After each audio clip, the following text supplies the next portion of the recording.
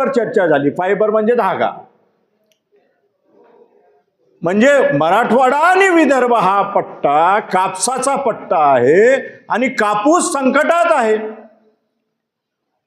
म्हणजे 2 बियाणे आमच्याकडे आले, बोलगाड 1, बोलगाड 2, त्याच्यानंतर आलं नाही, नवी टेक्नॉलॉजी आली नाही. परिणाम असा झाला की बोलगाड 2 जेव्हा आलं होतं 2004 पर्यंत ते 10 पर्यंत आपण जगामध्ये कापूस उत्पादनामध्ये नंबर 1 होतो. आता नवीन बियाणं नाही, नवीन टेक्नॉलॉजी नाही, पुन्हा आपण 3 नंबरवर चाललोय.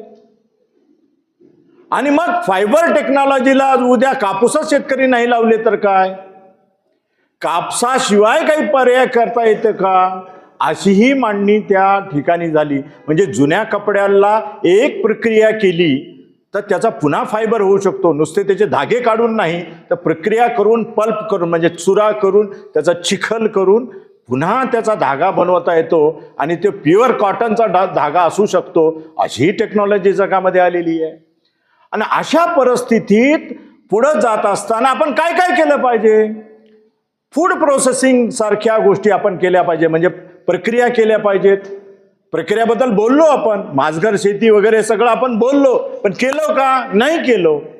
मी जेव्हा अमेरिकेमध्ये मागच्या कार्यकारिणीमध्ये मी म्हटलं की मी 2 महिन्याची शेतकरी संघटनेची सुट्टी घेऊन अमेरिकेला जातो आहे, पण अमेरिकेत पण मी स्वस्त बसणार नाही. आणि म्हणून तिथं मी सिट्रसची कॉन्फरन्स, लिंबू, मोसंबी आणि संत्रा याची कॉन्फरन्स मी फ्लोरिडामध्ये केली. आणि तिथं पाहिलं की आपण जगामध्ये सिट्रसमध्ये जवळपास 1 ते 2 नंबरमध्ये आहोत. पण आपला रस, आपला हे ज्यूस, ह्या 3 फळांचा ज्यूस जगामध्ये कुठेही जात नाही. कारण नागपूरचा संत्र्याला आपण खूप मोठा संत्रा म्हणतो, खूप छान म्हणतो, पण जगामध्ये त्याला संत्राच म्हणत नाहीत, त्याला ऑरेंज म्हणत नाहीत, त्याला मँडरीन म्हणतात. म्हणजे काय की म्हणजे माझ्या नागपूरच्या संत्र्याची टेस्ट जगातल्या लोकांना माहीतच नाहीये, कारण आपण ज्यूस करून आम्ही बाहेर पाठवलाच नाहीये.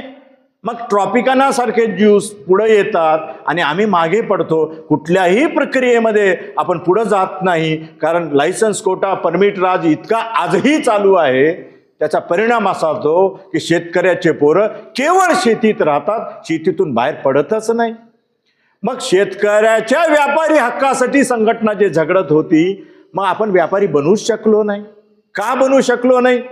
काय काय अडचणी आहेत? ज्या अडचणी आपणाला आहेत, मी ते प्रेझेंटेशनमध्ये, कुठे गेलं? प्रेझेंटेशनमध्ये